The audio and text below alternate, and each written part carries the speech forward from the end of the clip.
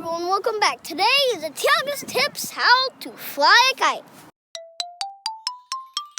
Tiago's tips. We're flying a kite, baby. There's a plane close by it. You catch a breeze first, and then you put it up in the sky. You hold the handle tight so it doesn't go away.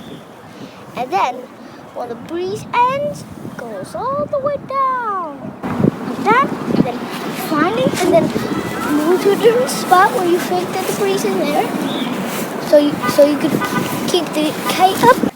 The handle is attached to the kite, so the string is attached to the kite, so you don't lose the kite.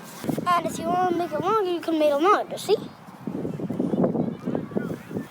There. Good. You got it. You got it. Nice.